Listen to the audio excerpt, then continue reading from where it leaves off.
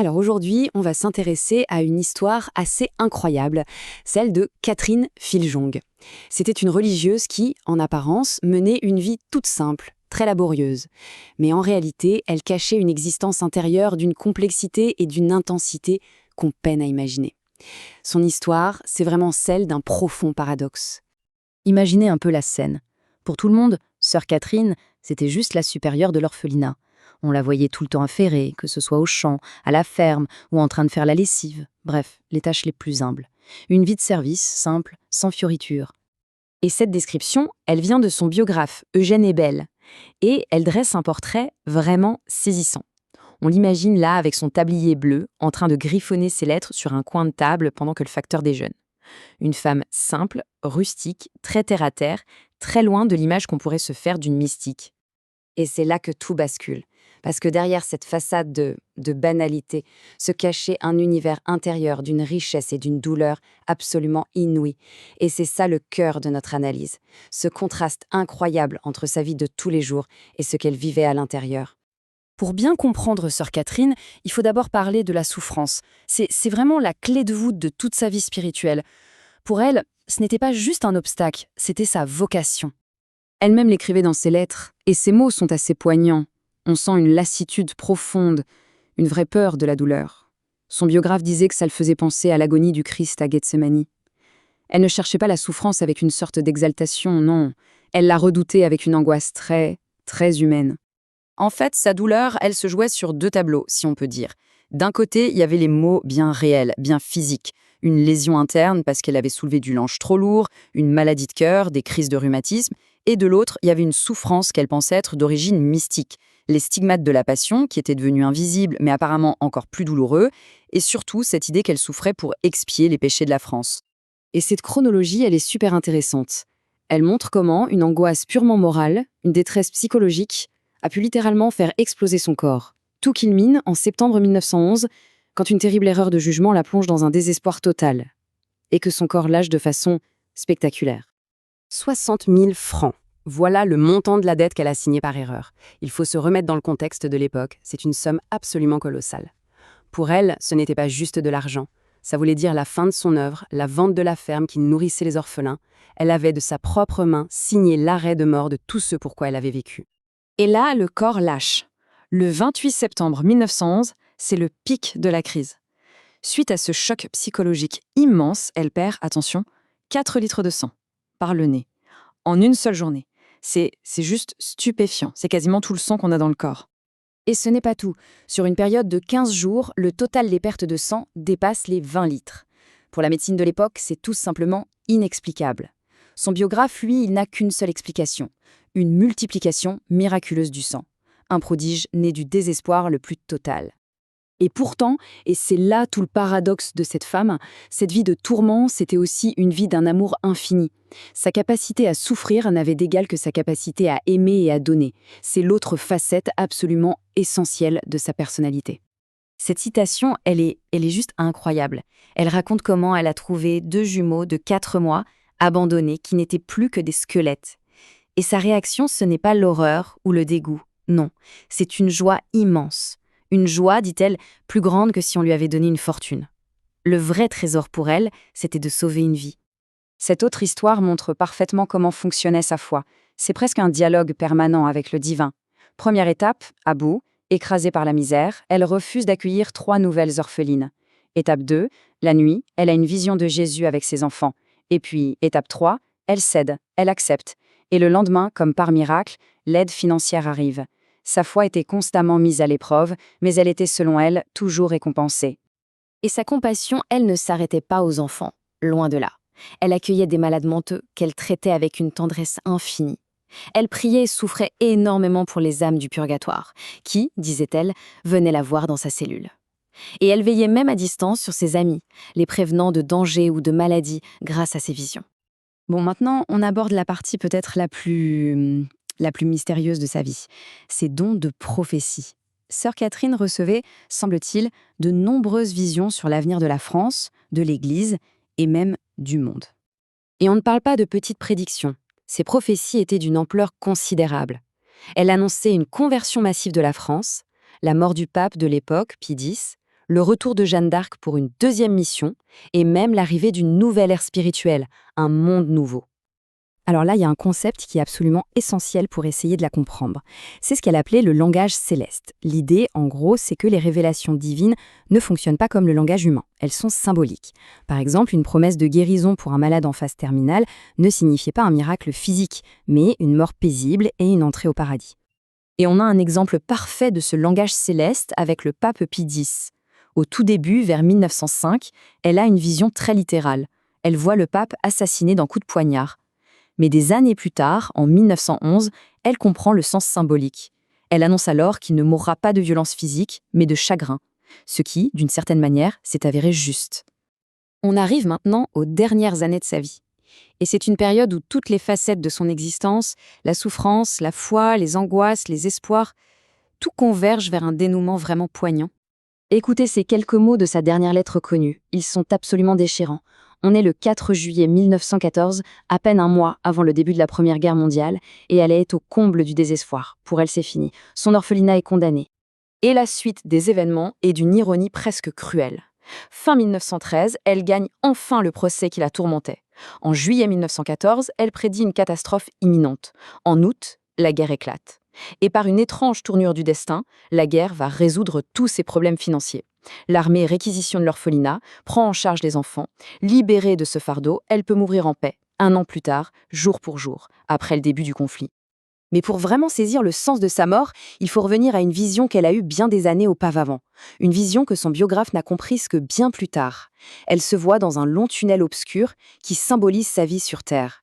Et au bout, il y a un pont, très étroit, au-dessus d'un torrent déchaîné. Ce pont, bien sûr, c'est le passage de la mort. Elle a peur de traverser.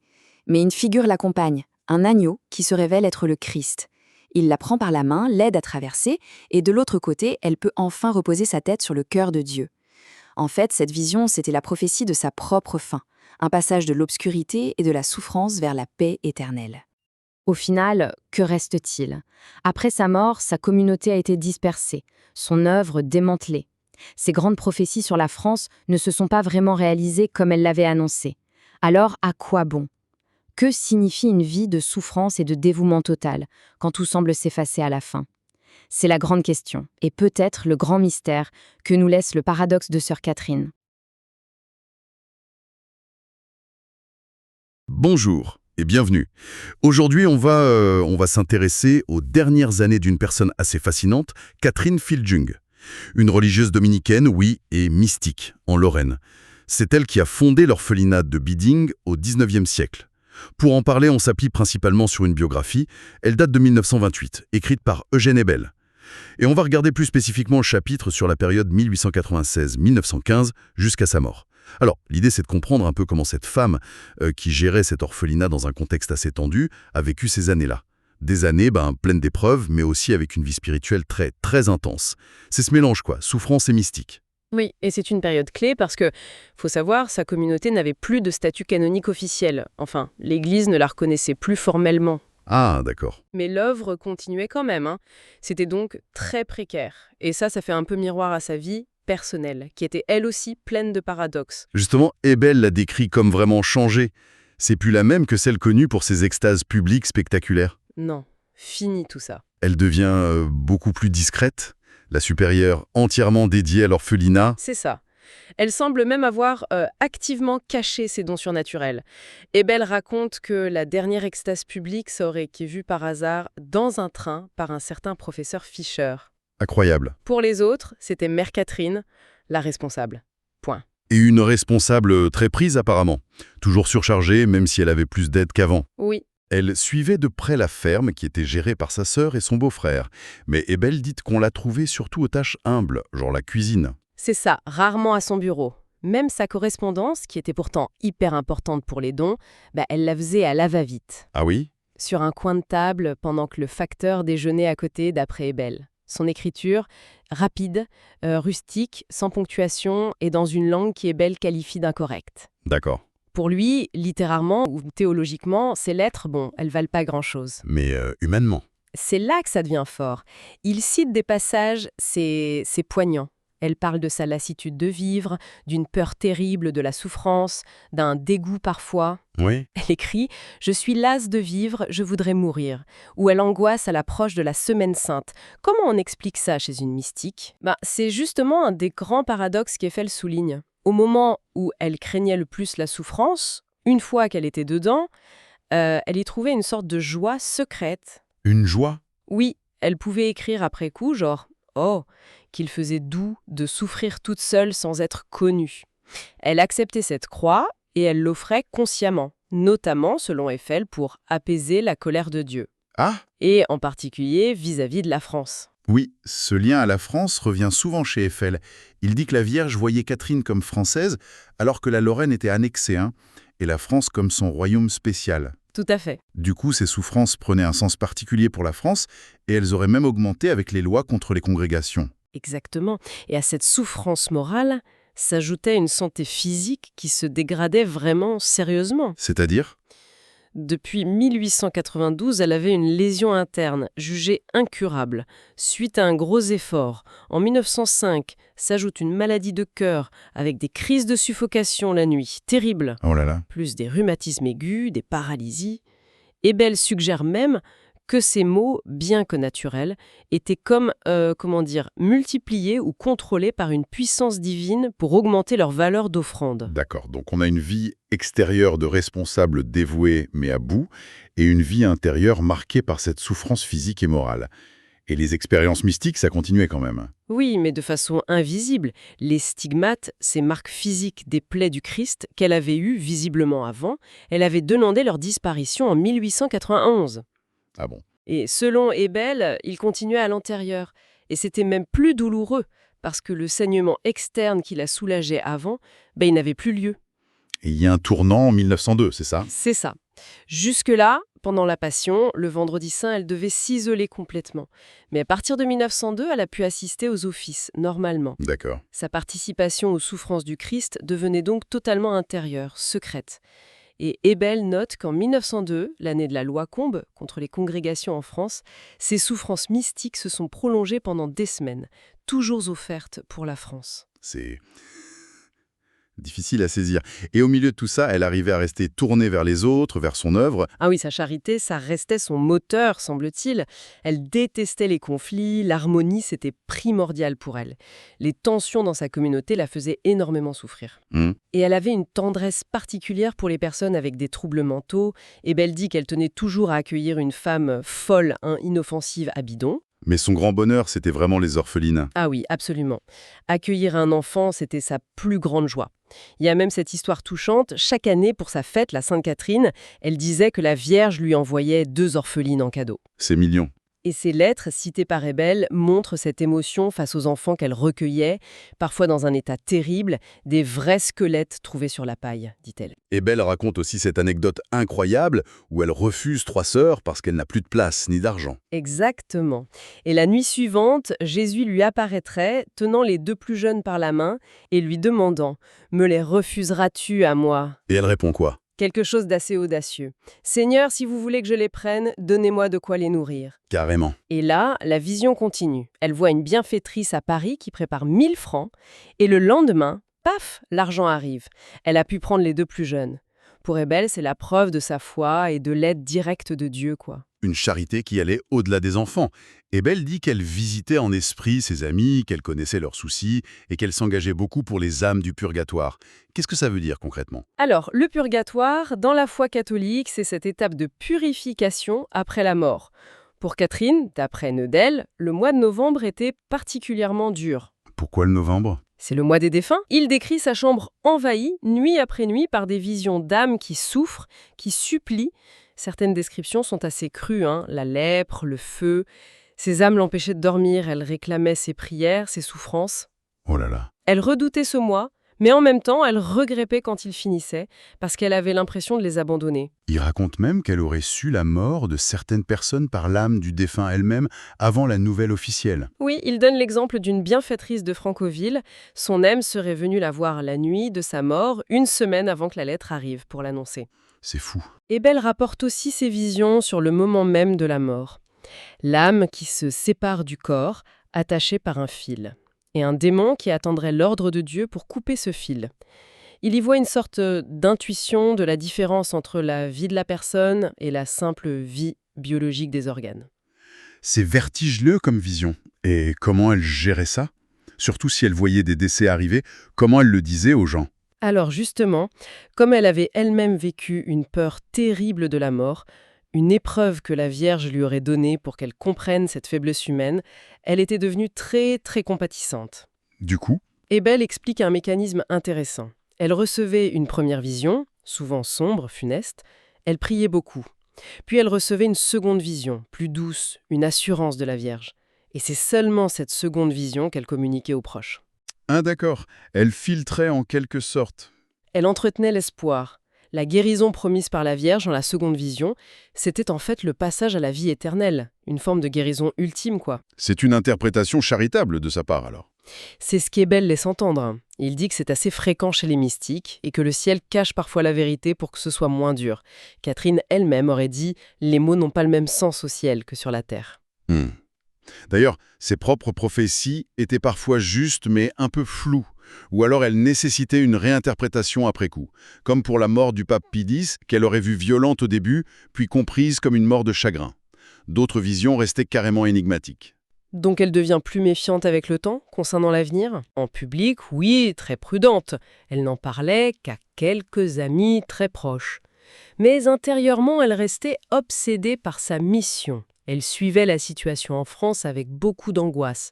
Elle était persuadée qu'une révolution sanglante arrivait. Et cette mission, c'était lié à un projet de la Vierge pour la France. C'est comme ça qu'Ebel me présente, oui. Un grand plan pour convertir la France par la prière du rosaire.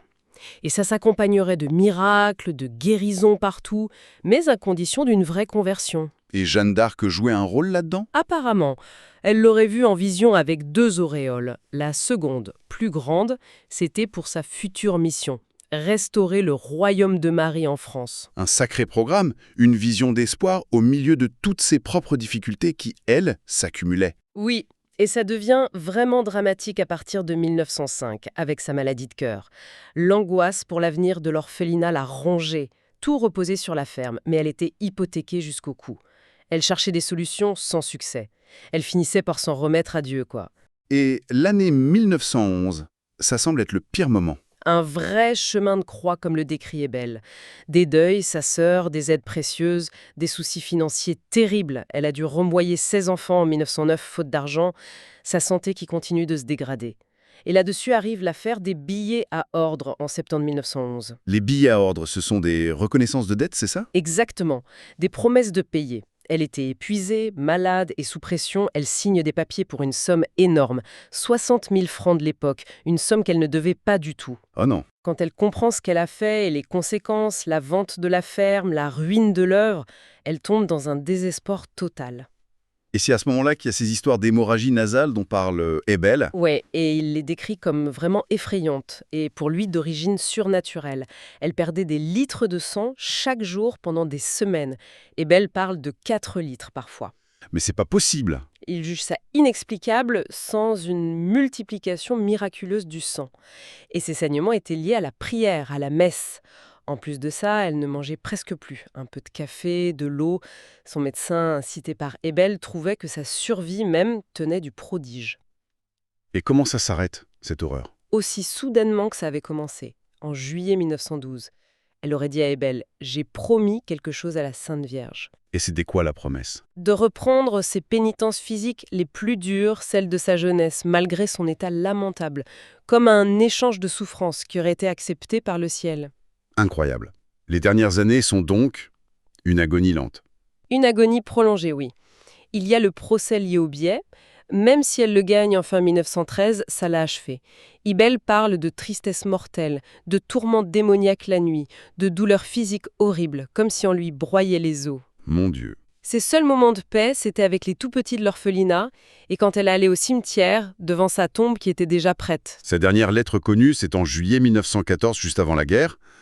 C'est un cri de détresse sur la pauvreté, c'est ça? Oui, je lis.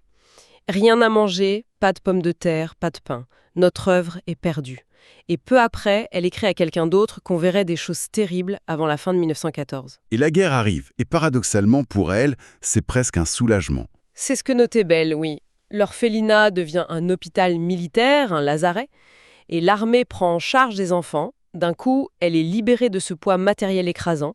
Elle peut enfin souffrir en paix, comme dit Ebel. Elle s'allie en mai 1915 et elle ne se relèvera plus. 3 mois de souffrance finale, mais supportée avec patience, d'après les témoins. Elle meurt très doucement, le 4 août 1915. C'était le jour de la Saint-Dominique, le fondateur de son ordre. Voilà donc le portrait que nous laisse Eugène Ebel de ces 20 dernières années. Une femme écrasée de douleur, physique, morale, qui vit des choses mystiques, intenses mais cachées, et qui continue malgré tout à gérer son œuvre avec une charité immense. C'est un tableau plein de contrastes quand même. Oui, et Ebel termine son livre en rappelant une vision que Catherine avait eue jeunesse. Elle traversait un pont tout étroit au-dessus d'un torrent. Jésus la guidait vers une prairie magnifique. Pour Ebel, c'était l'image de sa mort. Un passage difficile, mais vécu avec le Christ. Il ajoute aussi une petite note un peu mélancolique sur ce qui s'est passé après sa mort. L'œuvre a eu des difficultés, sa communauté s'est dispersée, et finalement, l'orphelinat a été repris par une autre congrégation. Ce qui nous laisse avec une question un peu ouverte, finalement, au-delà de ce que raconte Ebel. Quel lien on peut faire ou pas faire entre une vie de souffrance offerte, comme celle qu'il décrit, et puis les événements concrets qui suivent, que ce soit pour son œuvre ou pour le monde? C'est une question qui nous dépasse sans doute un peu, et qui reste en suspens. Qu'est-ce qui nous touche le plus dans ce destin hors norme, fait de foi, de dévouement total et d'une souffrance qu'on a peine à imaginer? Voilà de quoi réfléchir. Merci de nous avoir suivis pour cette exploration des dernières années de Catherine Fil-Jung.